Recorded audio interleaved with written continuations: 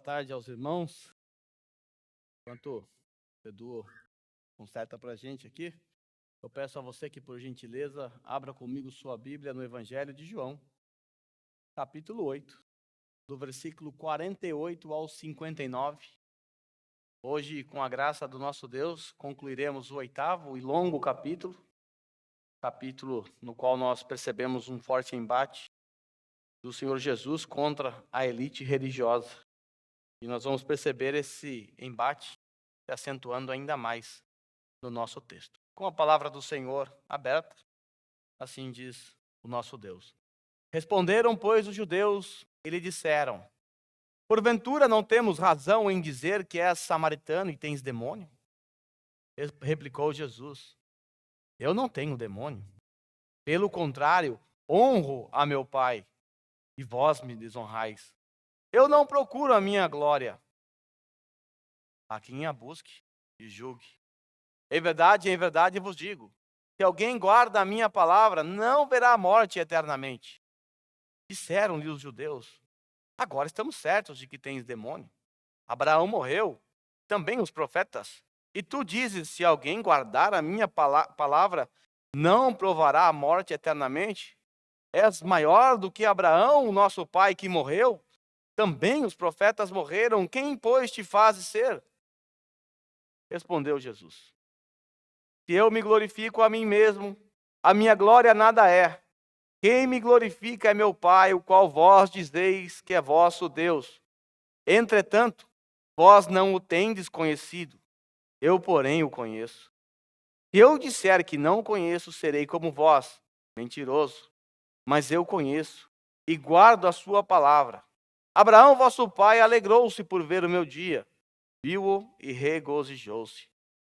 Perguntaram-lhe, pois, os judeus: ainda não tens 50 anos e viste Abraão? Respondeu-lhe Jesus: em verdade, eu vos digo, antes que Abraão existisse, eu sou. Então pegaram em pedras para atirar nele, mas Jesus se ocultou e saiu do templo. Curva sua cabeça. Senhor, mais uma vez, diante da tua palavra, diante das doces palavras do teu Filho Jesus que foram registradas neste capítulo, nós te pedimos: Senhor, abra a nossa mente, abre o nosso coração. Nós estamos diante de uma revelação clara da tua divindade. Nesse texto, o Senhor, o nosso Senhor, está dizendo claramente, com todas as palavras, quem o Senhor é. O Senhor é Deus, o nosso Deus. O Senhor é o nosso Redentor. O Senhor é aquele que desceu a essa esfera humana, essa esfera imunda, se tornou como um de nós, sem pecado, viveu nessa terra e agora está nesse forte embate com aqueles que deveriam te adorar por ser do teu povo, mas que o rejeitaram e estão tentando te matar. Mas é nessas circunstâncias, e apesar de tudo isso, que o Senhor se revelará com toda a claridade, ou com toda a clareza do mundo, que o Senhor é Deus. E nós aqui, como teu povo, nesta tarde, podemos dizer: o Senhor é o nosso Deus. Nós te agradecemos por essa solene revelação. E fala conosco mais uma vez através da tua palavra, assim como o Senhor, por misericórdia, tem feito conosco. É o que eu te peço, no nome santo de teu Filho Jesus. Amém. Por gentileza, pode tomar o seu assento. Meus irmãos, nós temos acompanhado o clima tenso entre Jesus e a alta elite religiosa ao longo dos capítulos 7, capítulo 8. Também veremos isso no capítulo 9, capítulo 11, até a morte do nosso Senhor Jesus Cristo. Mas desde que nós entramos no 7º capítulo, que relata a história de Jesus na festa dos tabernáculos ou festa das cabanas, nós temos visto essa tensão entre Jesus e a elite religiosa se acentuando cada vez mais. Os religiosos, eles se incomodam com a pessoa de Jesus. Eles estão irritados com a pessoa de Jesus porque eles simplesmente não conseguem explicar os seus milagres. E olha que não são poucos. Quando nós lemos o capítulo 2, no finalzinho lá do capítulo 2, é registrado que Jesus realizava muitos sinais miraculosos. Estou me referindo a isso no primeiro ano de ministério de Jesus. Ele não parou, ele o tempo inteiro estava curando pessoas, e a alta elite religiosa eles não conseguiam sequer explicar. No capítulo 9, o Senhor Jesus vai curar um cego. E eles serão questionados pelo próprio cego e pelo povo. Vocês não conseguem explicar isso. Vocês não conseguem dar a razão do porquê eu era cego e agora eu enxergo. Mas um fato é que ele me curou. Também a alta elite religiosa se incomodava com os profundos discursos de Jesus. Por exemplo, lá no capítulo 7, o capítulo anterior, versículo 37 e 38, Jesus, naquela cerimônia das águas, disse o seguinte: aquele que tem sede, venha a mim e beba. Aquele que crê em mim, conforme diz a Escritura, do seu interior fluirão rios de água viva. Eles ficaram revoltados com isso. Eles ficaram revoltados porque eles entenderam o que Jesus estava falando. Quando nós chegamos no capítulo 8, versículo 12, o Senhor Jesus brada diante daqueles 4 candelabros de 25 metros. Naquela cerimônia das luzes, o Senhor Jesus simplesmente diz assim: eu sou a luz do mundo, aquele que me segue não andará em trevas, mas terá a luz da vida. Os judeus entenderam o recado e ficaram com raiva de Jesus também. No sermão passado, nós vimos que essa tensão se escalou ainda mais. O Senhor Jesus disse claramente para os judeus que estavam tentando matá-lo que eles, na verdade, eram filhos do diabo. Ora, imagine as expressões dos judeus naquele momento. Vocês dizem ser filhos de Abraão, mas na verdade vocês imitam o pai de vocês. Vocês são filhos do diabo. E o texto que nós estudamos na semana passada terminou dizendo que, na verdade, aqueles homens, eles sequer pertenciam a Deus. E agora nós entramos no capítulo, aqui no texto de hoje, versículo 48, e nós vamos perceber que a tensão continua. Mas o texto que nós vamos estudar hoje está conectado, ou é uma resposta a um desafio que o Senhor Jesus Cristo fez no versículo 46. Como eu ia expor isso essa semana, eu não me atentei muito para o versículo 46, também por conta do tempo. Mas no versículo 46, o Senhor Jesus Cristo faz um desafio para eles. Eles estavam questionando a autoridade de Jesus. Eles estavam dizendo que ele era mentiroso, que ele violava a lei. Então o Senhor Jesus faz um desafio. Veja aí o desafio no versículo 46. Qual de vocês pode me acusar de algum pecado? Se estou falando a verdade, por que não creem em mim? Era muito fácil refutar Jesus. Se Jesus estivesse mentindo, se Jesus de fato estivesse enganando o povo ao dizer eu sou, de fato Jesus estivesse mentindo ao dizer que ele é Deus, era muito fácil provar. Era só provar que ele tinha um único pecado. Porque Deus não pode pecar. O desafio está lançado. E eu tenho certeza que qualquer um aqui, que está aqui nessa tarde, se fizesse esse desafio, todos nós levantaríamos as mãos e apontaríamos um monte de pecado na sua vida. Se eu fizer esse desafio, a mesma coisa. Porque todos os seres humanos pecam, mas Deus não. Vocês não estão acreditando em mim? Então faça o seguinte: qual de vocês pode me acusar de algum pecado? Vamos lá. Se estou falando a verdade, ou seja, não estou mentindo, porque eu não posso mentir, então por que vocês não creem em mim? Apesar do desafio ter sido lançado, eles não conseguiram responder a esse desafio. E agora o que você acha que aconteceu? Será que eles pararam para refletir? Porque é verdade. Nos demos mal aqui. Precisamos reconsiderar os nossos pensamentos acerca desse homem. De fato, olhando para a vida dele, já estamos quase no 3º ano do seu ministério. Até agora não conseguimos apontar um único pecado. Uma única mentira. Mas nós sabemos que eles eram filhos de Satanás. E o filho de Satanás não está preocupado com a verdade. O filho de Satanás se opõe a Jesus, se opõe à obra de Deus. Essas duas perguntas aqui, feitas por Jesus, encurralaram os religiosos. Jogaram eles na parede. E agora nós vamos olhar para o texto e vamos ver como eles reagiram. Como as pessoas reagem hoje, geralmente, quando elas se sentem encurraladas, quando os seus argumentos acabam, quando elas não conseguem dar uma resposta, quando questionadas. Geralmente, hoje, as pessoas partem para o ad hominem. Atacam a pessoa. Esquece o debate de lado, deixa o debate de lado, esquece e passa a atacar a pessoa. E é exatamente isso que nós vamos ver hoje. A reação da elite religiosa. Eles partiram para a baixaria. Não conseguiram responder ao desafio, então começaram a atacar o nosso Senhor. Basicamente, nós vamos ver, então, 7 reações dos religiosos ante ao apelo de Jesus, ou ao desafio de Jesus. Então, me acompanhe aqui, a primeira reação está no versículo 48 e 52a. Eles partiram para a ofensa. Ofenderam a pessoa de Jesus abertamente. Veja só. Primeiro versículo 48. Responderam, pois, os judeus, e lhe disseram: porventura não temos razão em dizer que és samaritano e tens demônio? Essa foi a resposta. Vocês podem provar que eu tenho pecado? A resposta é: você tem demônio e é um samaritano. Nós sabemos que chamar alguém de samaritano era uma ofensa para aqueles tempos. Hoje, chamaríamos de corintiano também, sei lá. Naquela época, você não chamava um judeu de samaritano, a não ser que você quisesse ofendê-lo. Nós sabemos que havia uma rixa entre judeus e samaritanos, por conta de uma miscigenação que aconteceu. E os judeus sequer passavam pela Samaria. E quando nós chegamos no capítulo 4 de João, nós percebemos o espanto daquela mulher samaritana. Como sendo tu, judeu, vem aqui a mim, uma mulher samaritana, e pede água?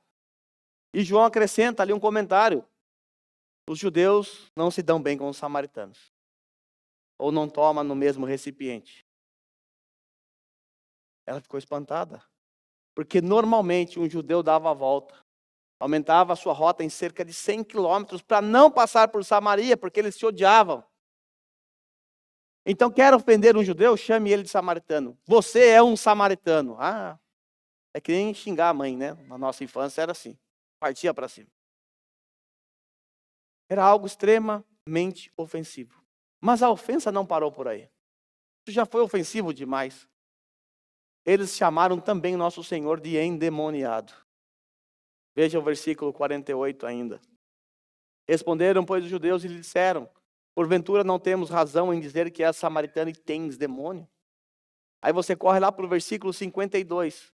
Após Jesus dizer que aquele que crê nele não verá a morte, ou terá a vida eterna, não passará pela morte, eles então disseram assim: agora estamos certos de que tem demônios. Está falando que quem seguir, obedecer a tua palavra não vai morrer. Abraão morreu, os profetas morreram, tem demônio, só pode ter demônio para falar uma coisa dessa. E essa não é a primeira vez que eles chamam Jesus de endemoniado. Quando nós estudamos lá no capítulo 7, onde Jesus mostra a intenção dos religiosos em matá-lo, Jesus afirma: vocês estão procurando me matar. E eles, na maior hipocrisia, disseram: não, o que é isso? Você está endemoniado, quem aqui está querendo te matar? Ninguém está querendo te matar. E agora nós vamos ver que no final desse texto, no último versículo, eles pegaram em pedras para matar Jesus. Hipocrisia da parte deles. Mas nós estamos diante de um pecado terrível. Eles estão blasfemando contra Deus. Eles estão chamando o Filho Santo de Deus de endemoniado. De alguém conduzido ou seguido por demônios. Ou manipulado por demônios. Endemoniado também era uma maneira de chamar a pessoa de louca. Alguém que não está batendo muito bem das ideias. É assim que eles se reportaram a Jesus. Você é um louco, você é um endemoniado, é um samaritano. Porque o que você está dizendo parece loucura. Nenhum homem em sã consciência diria o que você está dizendo. Você está possuído. Jesus estava claramente nesse texto dizendo quem ele é. Ele é Deus. Eu sou. Essa é a expressão que ele vai usar aqui. E diante dessa afirmação só existe duas possibilidades mesmo. Ou Jesus é um louco, bateu a cabeça, não sabe o que está falando, é um lunático. Ou de fato ele é o próprio Deus. Ou de fato ele é o sou. E não existe meio termo aqui. Ou um ou outro. Irmãos, quando nós nos deparamos com passagens como essa, onde claramente estão atacando o nosso Senhor dessa forma tão brutal, naturalmente brota em nossos corações uma repulsa contra esses que ofenderam Jesus. Afinal, chamaram o nosso Senhor de endemoniado. Porém, nós temos que nos lembrar e jamais nos esquecer disso. E eles só agiram assim porque eles eram filhos do diabo. Porque é assim que o filho do diabo faz. É preciso que nós não nos esqueçamos que antes de Deus vir em nossa direção, nós também éramos filhos do diabo. E que se não fosse a graça irresistível de Deus, nós reagiríamos da mesma forma. Talvez você reagiu da mesma forma um dia. Ou até mesmo pior. Talvez você lançou insultos à pessoa de Deus ou à pessoa de Jesus de forma mais terrível do que essa. Não sei. Mas o fato é que a nossa existência por si só é uma ofensa, é um insulto contra a pessoa de Deus. Nós já nascemos ofendendo a Deus. Então, ao olhar para uma história como essa, nós não podemos nos sentir orgulhosos de nós mesmos. Afinal, nós não fazemos isso. Nós só não fazemos isso por pura graça. Por pura graça. Do contrário, eu e você faríamos as mesmas coisas. Do contrário, nós teríamos o desejo de apedrejar aquele homem, porque éramos filhos do diabo. Sendo assim, querida igreja, de fato nós precisamos louvar a Deus, agradecer a Deus pela posição em que nós nos encontramos hoje. Porque se nós estamos em pé, firmados no Evangelho de Jesus Cristo, não é por conta dos nossos méritos. Não é porque essa igreja é boa demais. É porque Deus é bom demais.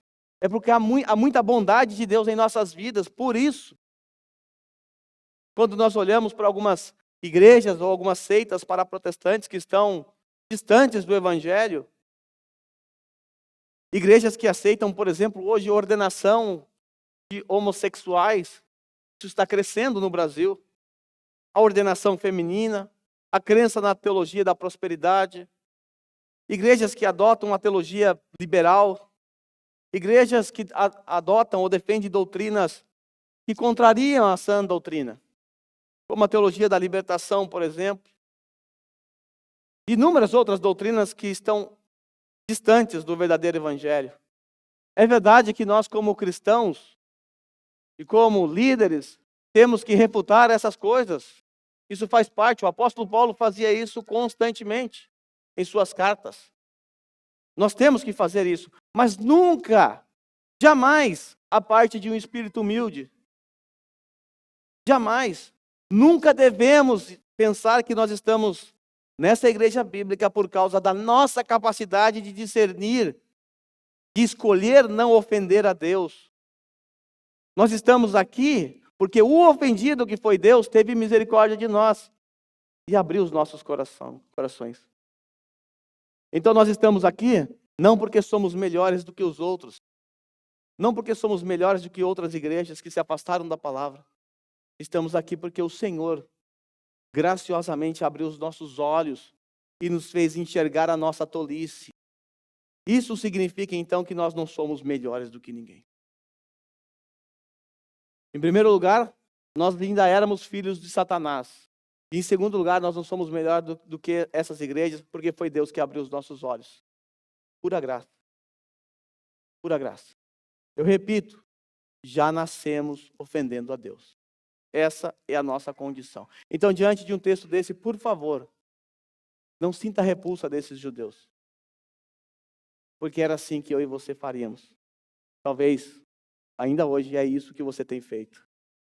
Essa é a primeira reação dos judeus. Eles partiram para a ofensa, ofenderam o nosso Senhor Jesus. A segunda reação consiste na desonra.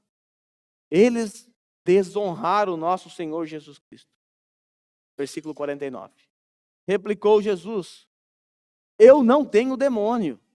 Pelo contrário, honro a meu Pai e vós me desonrais. É interessante a maneira como Jesus respondeu. Um demônio não pode honrar a Deus. Jesus está dizendo, eu não estou endemoniado. Pelo contrário, por que eu não estou endemoniado? Porque eu honro a Deus.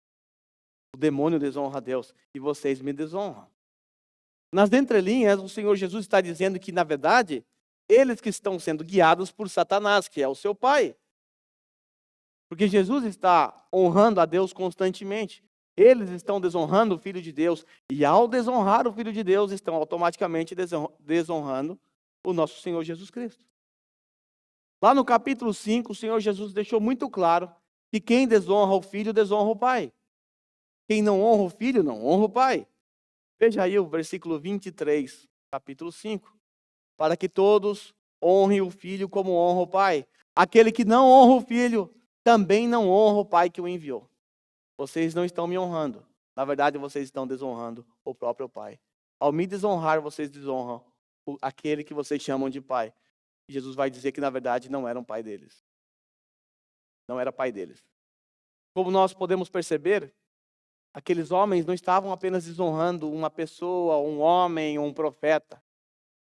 Eles estavam diante do Deus encarnado e decidiram não lhe dar honra, a honra que ele merece. Esses homens cometeram os mesmos pecados que nós podemos cometer hoje. O mesmo pecado, mesmo sendo filhos de Deus, nós podemos ainda assim viver desonrando a Deus. Podemos com os nossos lábios honrar a Deus, mas com o nosso coração não. Nós podemos cair nesse mesmo erro. Não podemos nos iludir achando que é um problema apenas da elite religiosa. É um problema que nós podemos cometer. Talvez cometemos ainda hoje. Ou cometeremos também até o final desse dia. Então que Deus nos guarde. Porque nós desonramos a Deus, por exemplo, olhando para o sermão da semana passada somente, e eu posso puxar uma lista ainda maior se eu quisesse. Mas olhando para o sermão da semana passada, nós podemos desonrar a Deus quando nós não permanecemos em sua palavra. Nós podemos desonrar a Deus quando nós não agimos como discípulos de Jesus. Nós desonramos a Deus quando nós deixamos que o pecado nos escravize, mesmo sendo libertos do poder do pecado. Nós desonramos a Deus quando nós não amamos o Filho de Deus, Jesus Cristo, nosso Senhor. Nós desonramos a Deus quando nós não amamos os filhos de Deus, aqueles que fazem parte da comunidade da fé. Todos saberão que vocês são meus discípulos se vocês amarem uns aos outros. Quando nós não amamos, nós somos discípulos do Satanás. Nós não honramos a Jesus quando nós não amamos a sua palavra. Quando nós desprezamos o culto público. Quando nós desprezamos a adoração, a oração e tudo mais. Então, irmãos, que Deus, em Cristo Jesus, nos socorra. Que Ele nos ajude a nos guardar para que não caiamos nesses mesmos pecados de desonrar o nosso Deus. E é muito fácil isso acontecer, porque nós temos uma natureza caída. Nós temos uma natureza caída. E a nossa tendência natural é desonrar a Deus, com nossos pensamentos, com nossas atitudes, com nossos lábios. Que Deus de fato nos ajude e que Ele nos perdoe pela nossa desonra constante. Nós já vimos que a reação daqueles judeus foi, em primeiro lugar, ofender a Jesus. Agora vimos que eles desonraram nosso Senhor. Em terceiro lugar, nós vamos ver por que eles reagiram assim. Eles reagiram assim porque eles, aqueles que estavam diante de Jesus, aquela alta elite religiosa, eles estavam preocupados somente com a sua própria glória. Então eles não conseguiam glorificar aquele que estava diante dele. Por quê? Porque eles viam em Jesus uma ameaça. E de fato Jesus era uma ameaça para o sistema religioso daqueles dias. Jesus ofuscava a glória deles. Jesus atraía discípulos, multidões, pessoas seguindo Jesus. Lembra que quando Jesus se apresentou lá no pátio do templo, lá na metade da festa, as pessoas pararam para ouvir e falaram: nossa, de onde vem esse ensinamento? Um homem que nunca fez ou cursou uma escola de rabinos, como é que tem tanta sabedoria e conhecimento? Ou seja, o seu ensinamento era mais profundo do que dos outros rabinos. Discípulos começaram a segui-lo. Jesus realizava milagres. Aqueles judeus não faziam milagre nenhum. Então as pessoas começaram a seguir Jesus por conta disso.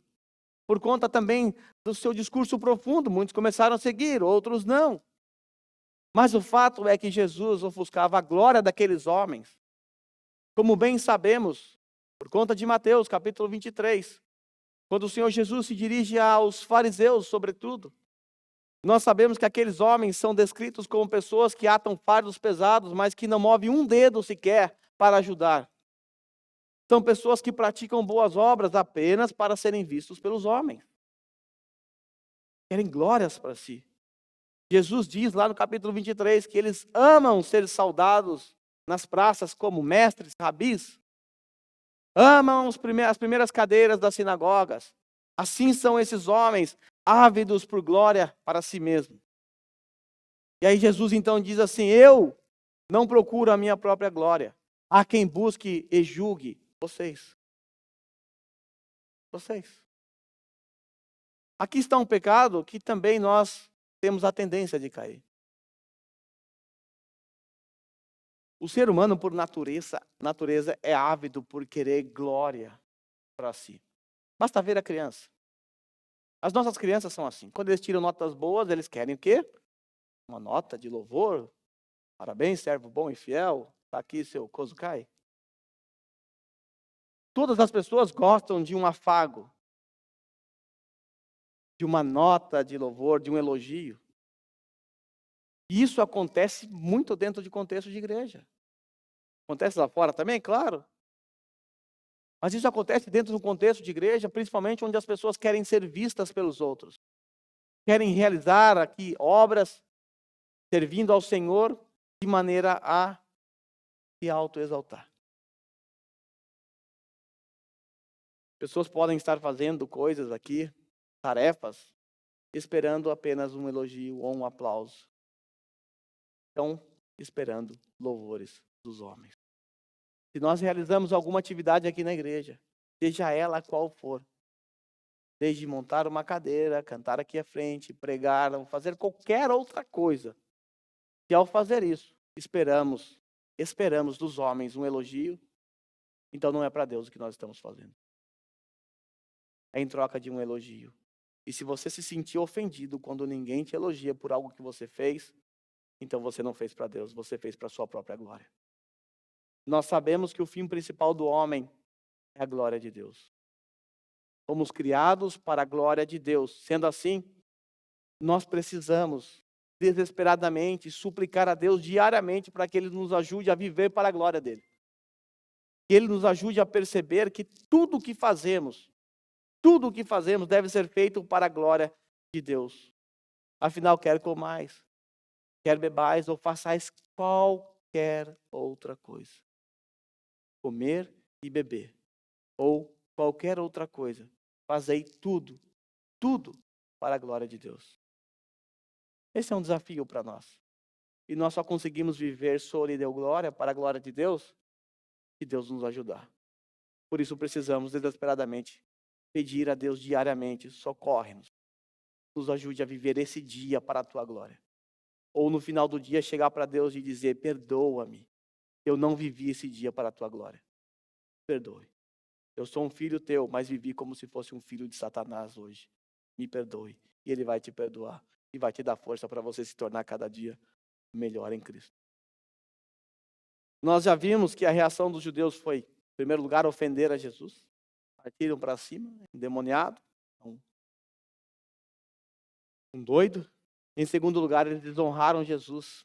Não conseguiram dar a Jesus aquilo que ele devia receber de todos os homens, a honra. Nós vimos agora que eles reagiram assim porque eles estavam preocupados com a sua própria glória e Jesus ofuscava a glória deles. E em quarto lugar, eles reagiram desobedecendo a Jesus Cristo. Eles não conseguiam guardar as palavras de Jesus porque eles nem sequer aceitavam. Na semana passada nós vimos algumas das características de um verdadeiro filho de Deus. Você deve se lembrar muito bem.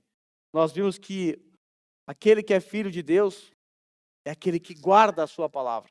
E guardar a sua palavra é sinônimo de obedecer a sua palavra. Esses judeus estavam surdos diante de Jesus. O Deus que com a sua voz criou todo o universo, aquela voz que soou e criou todas as coisas, agora essa voz não encontrava espaço nos seus ouvidos. Seus ouvidos físicos ouviam Jesus, mas os seus ouvidos espirituais estavam surdos, tampados. Não podiam ouvir. Jesus estava falando como quem tem autoridade, porque de fato ele tem uma autoridade que veio do Pai. Mas eles, por serem filhos do diabo, por conta do seu DNA, não podiam dar ouvidos ao nosso Senhor. No versículo 55, a gente vai ver a seguir, Jesus afirma que ele, Jesus, conhece e guarda a palavra de Deus. Entretanto, vós não tendes conhecido. Vocês, judeus, vocês que dizem ser filhos de Abraão, detentores da lei de Moisés, vocês não conhecem a Deus. Aí Jesus prossegue, eu, porém, conheço. Eu conheço. Se eu disser que eu não conheço, eu serei como vocês. Mentiroso. Vocês são mentirosos porque vocês seguem o pai de vocês, que é o pai da mentira. Nós vimos isso no sermão passado. Aí Jesus termina dizendo assim, mas eu conheço e guardo a sua palavra. Eu conheço a Deus e guardo a sua palavra, vocês não. Ou seja, se esses judeus de fato guardassem as palavras ou a palavra de Deus, certamente eles não tentariam matar Jesus. Eles não tentariam matar Jesus. Antes, eles se prostrariam diante dele e o adorariam. Porque eles estavam diante do Deus encarnado. Jesus está dizendo nas entrelinhas assim, vocês são exatamente como o pai de vocês. E o pai de vocês não é Abraão, hein? O pai de vocês é o diabo que é mentiroso. Então, por conta do DNA deles, evidentemente eles não podiam obedecer a Deus. Eles não conseguiam reconhecer Jesus como Messias, como Filho de Deus, como Santo de Deus, como seu Salvador. E agora olhando aqui para o nosso versículo 51 que está projetado para você, Jesus está reforçando a incapacidade daqueles homens de obedecer a Deus, de obedecer às palavras que fluíam dos lábios de Jesus, o Deus encarnado falando. Em verdade vos digo, se alguém guardar a minha palavra, seguir o que eu estou falando, não verá a morte eternamente. Nós encontramos nesse verso tanto uma promessa quanto uma sentença condenatória. Por um lado, nós encontramos uma sentença condenatória, porque Jesus está dizendo, aqui pensando o oposto, que aquele que não guardar a palavra dele verá a morte eternamente. Morrerá eternamente. Isto é, aqueles que em vida, nessa vida, permanecer distante da palavra de Deus, dando com os ombros para ela. Aqueles que continuarem espiritualmente surdos para o que a palavra de Deus tem a dizer, esses permanecerão na mesma condição. E permanecendo nessa mesma condição, ou seja, a condição em que nasceu, morto espiritualmente, estes experimentarão a morte eterna. Agora, não se iluda com a palavra morte eterna. Pode ser que dê a parecer que morte eterna significa que se você morreu, acabou, você deixará de existir, você será aniquilado. Isso não é verdade.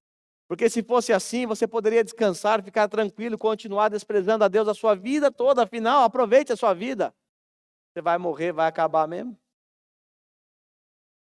Se fosse essa a verdade, você poderia viver a sua vida imoral sem se preocupar com o pós-morte. Afinal, a vida é curta, não é mesmo? No máximo 70, aí 80, ou mais japonês perto dos 100, mas passa rápido. O fato é que a Bíblia diz claramente que existe algo após a morte. Que a nossa morte física é apenas a transição para o outro lado. E aqueles que nesta vida morrerem distantes de Deus, estes experimentarão, além da morte física, a condenação eterna. Isso significa que sofrerá o juízo de Deus por toda a eternidade. Por isso, João 3,36 diz, quem crê no Filho tem a vida. Quem rejeita o Filho, a ira de Deus permanece sobre ele. Eu tenho dito sobre esse texto, que se você não crer em Jesus, se você não se arrepender, se você continuar vivendo a sua vida do mesmo jeito que você tem vivido desde que nasceu, seguindo a sua DNA, seguindo o seu pai, que é o diabo, saiba, nada vai mudar na sua vida de fato. Porque você continuará debaixo de maldição. Quem crê no Filho, quem rejeita o Filho, a ira de Deus permanece sobre ele. Quem crê tem a vida. A ira de Deus permanece sobre aqueles que não creem. Ou seja, nada muda porque você já nasceu debaixo de uma ira. E somente Jesus, pela graça, pode remover essa ira sobre a sua cabeça. Agora, para aqueles que continuarem então rejeitando o Filho de Deus, que é o nosso Senhor Jesus Cristo, esses receberão essa sentença condenatória. Porém, por outro lado, aqueles que não são mais filhos do diabo, aqueles que creram em Cristo, aqueles que se tornaram discípulos de Jesus, e por isso, serem discípulos, permanecem na palavra de Jesus, obedecem à palavra de Jesus, porque ama Jesus, ama a sua palavra, para os tais, há uma linda promessa. Nós temos aqui uma linda promessa para nós. Jesus está dizendo que nós viveremos eternamente com Ele. Nós temos uma linda promessa. Um dia nós deixaremos esse mundo. Um dia nós enfrentaremos a morte. Nós não encontraremos do outro lado um fim. Nós encontraremos do outro lado o começo. O começo de uma vida eterna que já começou aqui agora. Nós estaremos para todos sempre ao lado do nosso Senhor, se deleitando na presença dEle. E com um detalhe, sem pecado em nossas vidas. Naquele grande dia nós não poderemos desonrá-lo mais como temos feito hoje. Tudo que poderemos fazer lá é adorá-lo, é honrá-lo. Nós temos uma linda promessa. Viveremos eternamente com o nosso Senhor. Escaparemos da segunda morte, da ruína final, do juízo que aguarda os que estão reservados para os réprobos. Nós seremos livres dessas coisas e estaremos do lado do nosso Senhor. Para nós, os que cremos, essa promessa ou essas palavras de Jesus são doces como o mel. Para aqueles que continuam rejeitando a Cristo Jesus, essas palavras se tornarão amargas como o fel. Irmão, nós já vimos que os judeus reagiram ofendendo a Jesus, desonrando a Jesus, agiram assim por conta do desejo de buscar a sua própria glória, e acabamos de ver que eles não guardavam a palavra, não obedeciam a palavra de Jesus. Agora, a quinta reação é decorrente da afirmação presente nesse verso que ainda está projetado para vocês. Jesus diz, então, que aquele que guarda a sua palavra não verá a morte eterna. Então, por conta desta afirmação, nós encontraremos a próxima reação. Então, por conta dessa afirmação, os religiosos, eles apresentarão para nós aqui a sua quinta reação negativa. Ou seja, eles interpretaram as palavras de Jesus de forma errônea. Essa é a quinta reação. Eles não entenderam ou não quiseram entender as palavras de Jesus. Essa é a quinta reação. No versículo que está diante de nós, fica claro mais uma vez, porque essa não é a primeira vez. Mais uma vez que aqueles religiosos interpretaram as palavras de Jesus de forma errada. Interpretaram de forma literal quando não era para se interpretar de forma literal. Nós já vimos isso no capítulo 6, no capítulo 5 e estamos vendo aqui também no capítulo 8 mais uma vez.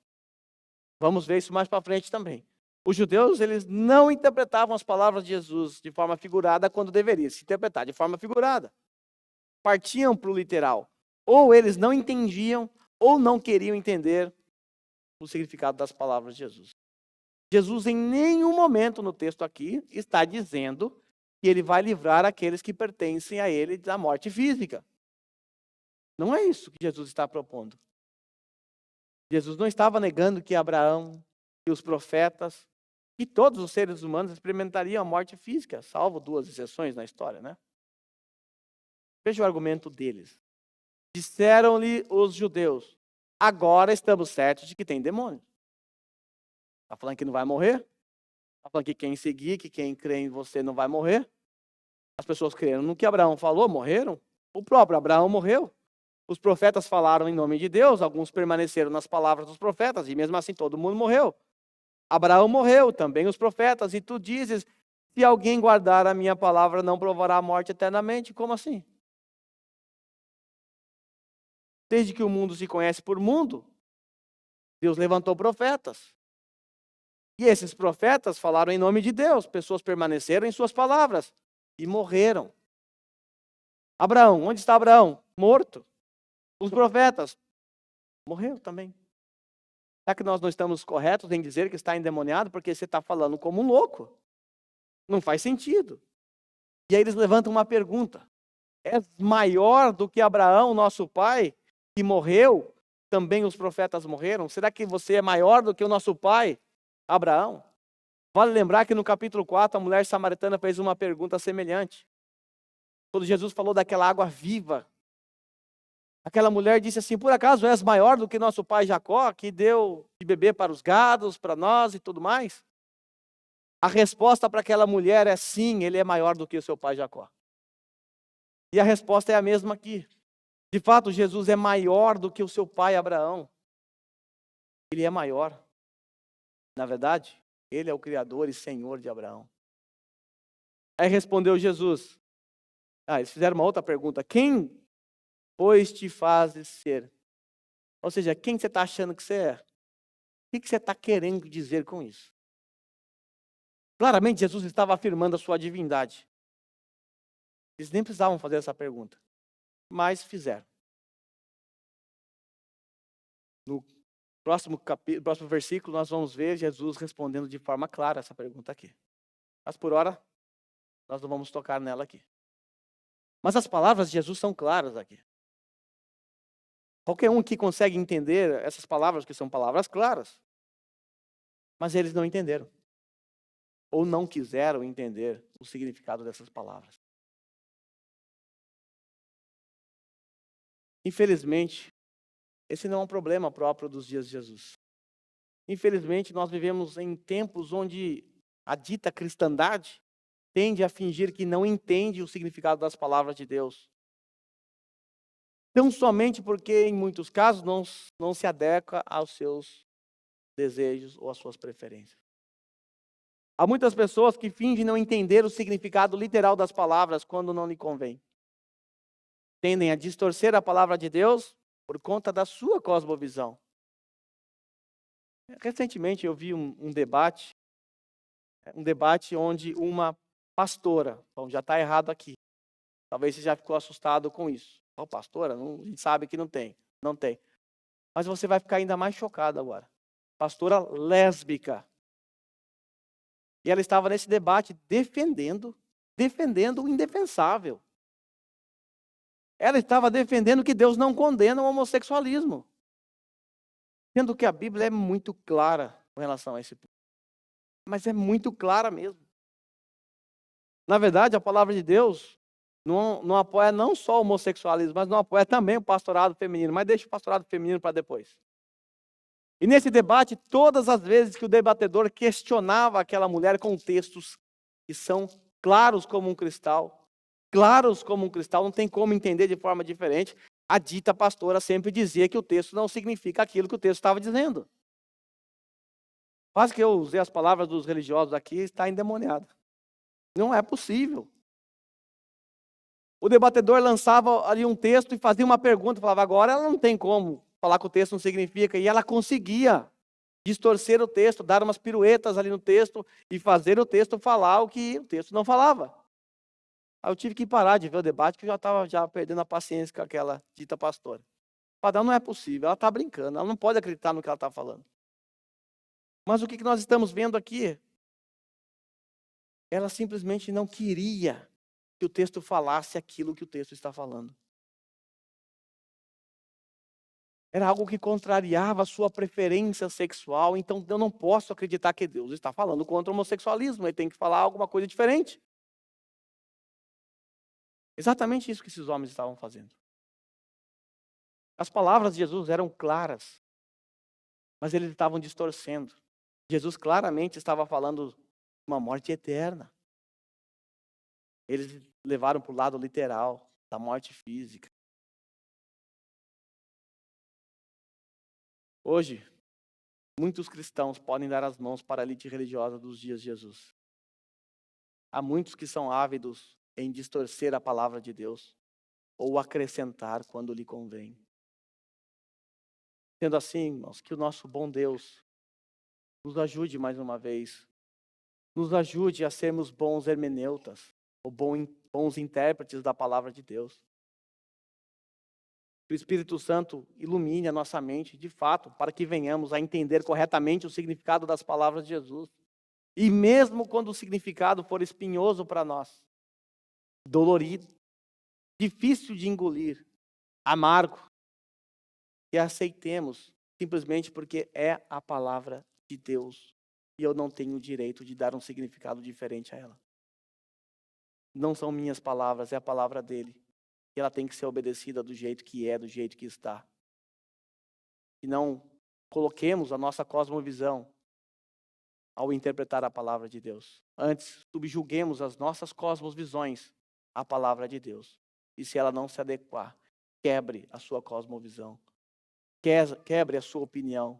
Porque o que importa, na verdade, não é a sua opinião. O que importa não é a minha opinião. O que importa é o que a palavra de Deus tem a dizer. Então, irmãos, que venhamos a aceitar verdades que são amargas e duras de engolir. Que o Senhor coloque em nossos corações o prazer em permanecer na palavra dele, mesmo que ela contrarie nossas intenções e inclinações. Nós já vimos que os judeus ofenderam a Jesus em primeiro lugar. Em segundo lugar, eles desonraram Jesus. Em terceiro lugar, nós vimos que eles reagiram assim porque eles se preocupavam tão somente com sua própria glória.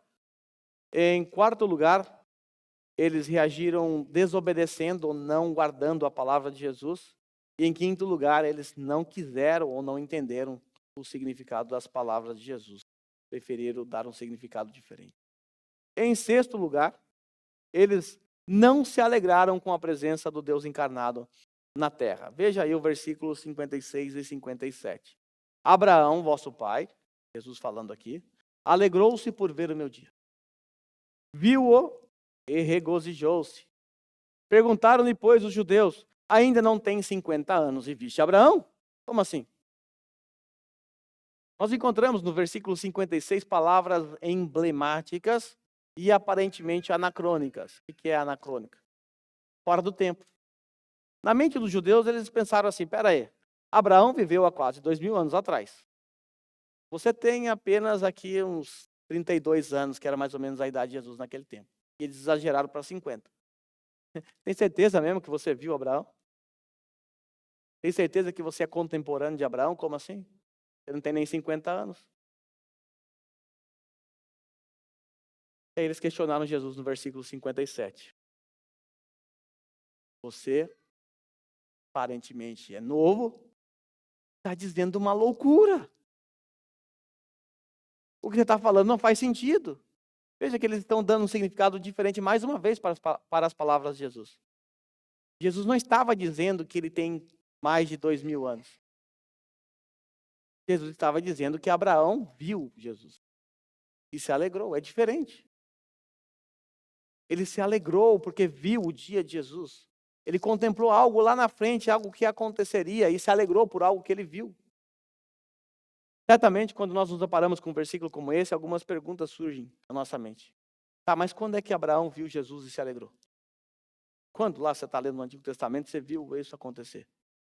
E responder não é fácil. Porque nós não sabemos em que ocasião específica isso aconteceu. Nós não sabemos, não temos uma clareza quanto a isso. Mas temos algumas possibilidades. Eu vou apresentar algumas aqui para vocês. Depois eu quero mostrar que existe algo que é importante somente guardar nesse momento.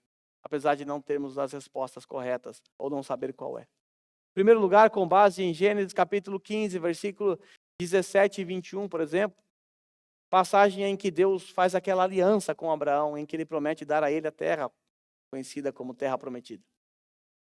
E Deus, para selar essa aliança, Deus passa no meio dos animais que estavam em pedaços. De uma maneira de selar a aliança. Um rabino conhecido chamado Akiba, que eu já falei dele aqui em outras ocasiões, ele entendeu que nesse momento Deus revelou a ele, a Abraão, os segredos da era messiânica. Então havia um entendimento aqui, principalmente defendido por Akiba, que Abraão nesse momento ele teve um vislumbre, ele conseguiu ver alguns segredos da era messiânica. Outros acreditam ser uma referência às palavras de Abraão a Isaac, quando estava a caminho do sacrifício. O Isaac olha e falou assim, olha, estou vendo cutelo, estou vendo madeira, estou vendo tudo, mas cadê o bicho? Cadê o animal? Cadê o cordeiro? Aí Abraão responde assim, Deus mesmo há de prover É que o Jeová Jirê, né? Deus mesmo há de prover o cordeiro para o holocausto, meu filho. Então, alguns entendem que nesse momento o verdadeiro sacrifício estava sendo pré-anunciado a Abraão. Outros, como Filon, por exemplo, entende que se trata do riso de Abraão quando soube que seria pai. Porque a raiz da palavra Isaac, né, significa riso. Então, esse riso, ele entendeu que era isso, mas isso não faz o menor sentido, na verdade. Porque Abraão riu porque ele era velho mesmo. E era impossível ter um filho naquela idade. É por isso que ele riu. Outros entendem que Abraão se alegrou quando Isaac, que significa riso, como eu falei para vocês, nasceu. Alegria, nasceu o filho da promessa. E alguns entendem que por conta disso, através daquele menino, a promessa que Deus fez de abençoar todas as nações havia dado start. E a gente sabe que essa promessa desembocou na pessoa de Cristo. Ainda há outras posições, o tempo não permite e também é irrelevante para a gente nesse momento. O fato que eu quero pontuar para vocês aqui é que os inimigos de Jesus não ficariam ofendidos por atribuir a Abraão um conhecimento da era futura. Para eles isso não era problema. Eles entendiam, até os rabinos entendiam que o Abraão havia, de alguma forma, em algum momento da história, recebido informações ou revelações acerca da era futura, a era messiânica. Para eles isso não era problema. Muitos judeus aceitavam essa ideia de que Abraão recebeu de antemão informações. O fato de Abraão ter recebido um lampejo sobre a era messiânica, de maneira nenhuma incomodou ou incomodava os religiosos. Mas o que causou o desconforto? O que causou o desconforto foi a maneira como Jesus se expressou. Se Jesus tivesse dito assim: Abraão, pai de vocês, regozijou-se em ver a era messiânica. Eles diriam: isso aí, Jesus, estamos juntos. É isso mesmo, agora eu concordei. Nisso eu concordo.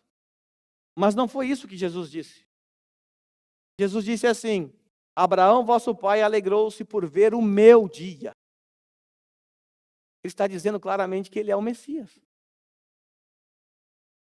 Ele viu o meu dia, ele viu o momento em que eu estaria aqui nessa terra, como o Messias. Mas não só isso, ele não só viu o meu dia, como também ele se alegrou em ver o meu dia. Esse foi o problema para os religiosos. Jesus não estava afirmando ter mais de 2000 anos, como eu disse anteriormente. Jesus não estava dizendo que ele era contemporâneo de Abraão.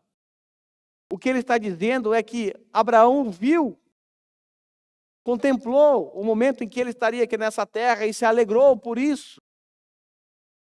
Por essa razão, eles então questionaram a idade de Jesus, porque eles não conseguiram entender o que Jesus estava claramente e abertamente dizendo. Por isso disseram: não tem nem 50 anos, como assim? Essas palavras de Jesus são fortes, são pesadas, é verdade. E aqui, ou Jesus está mentindo, ou Jesus está inventando essa história aqui, e se ele estiver mentindo, de fato os religiosos têm razão em dizer que ele tem demônio. Porque o que Jesus está dizendo aqui, ou ele é realmente Deus, ou ele é mentiroso. E se ele é mentiroso, ele realmente tem demônio.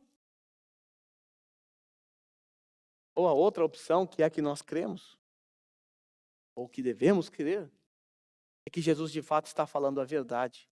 E claramente está revelando quem ele é. Ele é o próprio Deus encarnado. E é exatamente isso que ele vai mostrar para os seus interlocutores do versículo seguinte. Ele vai mostrar claramente que ele é quem diz ser. Talvez eles ainda ficaram em dúvida sobre o que Jesus estava afirmando. Será que é isso mesmo? Será que ele está querendo dizer que ele de fato é Deus? Talvez ainda pare uma dúvida sobre essas afirmações de Jesus. Mas no versículo 58, todas as dúvidas cairão. E até mesmo os judeus entenderão e reagirão da pior maneira possível. Eles tentarão matar o nosso Senhor Jesus e nós entramos na sétima reação. Por conta da resposta de Jesus, então, os religiosos ficaram tão irados, mas tão irados, que eles lá no versículo 59, pegaram em pedras para matar Jesus Cristo. Agora eles tentaram matar Jesus de verdade. Mas o que Jesus respondeu de tão grave para eles se ofenderem assim? Até agora eles respeitaram a lei romana. Porque como nós já aprendemos, os judeus não podiam executar a pena capital. Isso competia a Roma. Roma é que tinha que julgar, condenar e executar. O judeu não podia fazer isso. Agora a raiva foi tanto que eles pularam o processo judicial de Roma, chegaram a pegar as pedras que estavam no pátio dos templos para matar Jesus. E se eles assim fizessem, eles seriam penalizados com a morte, porque violaram uma lei romana. Mas eles estavam com tanta raiva que eles nem se importaram com isso. Mas o que Jesus fez de tão grave para ofendê-los? Veja as palavras de Jesus.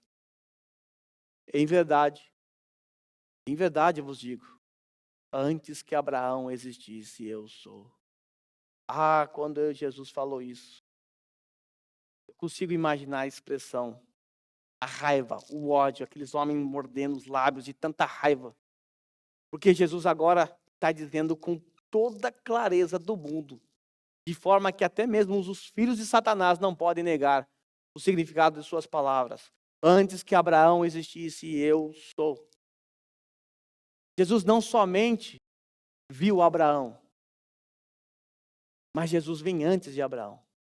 E não somente isso, Jesus é aquele que criou Abraão. E não só isso, Jesus é aquele que criou todas as coisas, conforme nós vimos no capítulo 1, versículo 1, 2 e 3. No princípio é aquele que era a palavra estava com Deus, a palavra era Deus. Todas as coisas foram feitas por intermédio dele, e sem ele nada do que foi feito teria sido feito. Jesus é o criador de todas as coisas, inclusive de Abraão, inclusive de Moisés, inclusive de toda a natureza, de todo o universo. Foram palavras fortes. E eles olharam então para Levíticos capítulo 24, versículo 16, e por conta desse texto, eles identificaram na pessoa de Jesus uma blasfêmia. E a lei manda apedrejar aqueles que blasfemam. Diz assim em Levíticos 24, 16, aquele que blasfemar o nome do Senhor será morto. Toda a congregação o apedrejará. Eles entenderam claramente o que Jesus estava dizendo. Você está dizendo que é Deus, isso é uma blasfêmia. Nenhum homem pode dizer isso. Mas era exatamente isso que Jesus estava dizendo. Não por ser um blasfemo, mas por ser o próprio Deus encarnado. Queriam apedrejar Jesus, porque agora eles entenderam. Jesus estava dizendo, eu sou. Nós já vimos que essa expressão não poderia ser usada por um ser humano em sã consciência. Somente um louco ou somente um Deus. Foi assim que Deus se revelou a Moisés lá na sarça ardente. Tá bom, eu vou para libertar o povo, mas em nome de quem? Quais são as credenciais daquele que está me enviando? Diga que eu sou o que sou, é que está te enviando. Desde então, esse passou a ser o nome pessoal de Deus. E nenhum judeu em sã consciência ousaria dizer o que Jesus disse, a não ser que fosse louco, lunático, possuído por demônio, ou fosse um Deus. E ele é o Deus encarnado, o único Deus verdadeiro. Meus irmãos, eles estavam diante de Jesus. Aquele que é digno de receber toda a honra. Aquele que é digno de receber todo o louvor. E ao invés de se prostrar e se ajoelhar para adorá-lo, se prostraram para pegarem pedras para matá-lo. Eles estavam diante daquele que tem todo o domínio, daquele que tem todo o poder. Eles estavam diante daquele que tem tudo aos seus pés. Eles estavam diante daquele que é rei sobre nós, nosso Senhor Jesus Cristo. Que oportunidade eles perderam, meus irmãos. Eles perderam uma grande oportunidade, eles estavam diante do Deus encarnado na sua frente. Eles contemplaram com seus próprios olhos, eles viram. Eles podiam tocá-lo, mas eles decidiram, por conta da sua DNA, não adorá-lo. Talvez nesse momento você pense agora, puxa, eu gostaria tanto de hoje ter a oportunidade que eles tiveram. Eles tiveram uma grande oportunidade, mas não aproveitaram. Se eu estivesse lá hoje, eu renderia a ele louvores. Eu me prostraria, eu cantaria diante dele. com todo o meu coração, porque Ele é o meu Deus. Então, meus irmãos, não desperdice essa oportunidade. Apesar de você não vê-lo, apesar de você não estar lá nesse momento, nesse fato histórico que nós estamos estudando, saiba, Jesus, o mesmo Jesus está aqui. O mesmo Jesus está aqui. Você só não vê, mas Ele de fato está aqui. E Ele é o único alvo da nossa adoração quando nós nos reunimos todo domingo. Então não desperdice também a sua oportunidade de adorá-lo. Nós estamos diante do nosso Deus em adoração todos os dias. Inclusive hoje, no domingo, dia do Senhor. Sendo assim, eu quero pedir a você nesse momento que você se fique em pé, que você fique em pé. Nós vamos louvar ao Senhor nesse momento. Nós vamos louvar ao Senhor através de uma linda canção que é chamada de Recebe a Honra. Então nós teremos a oportunidade de, como filhos de Deus, mais uma vez render louvores ao nosso Deus Jesus Cristo.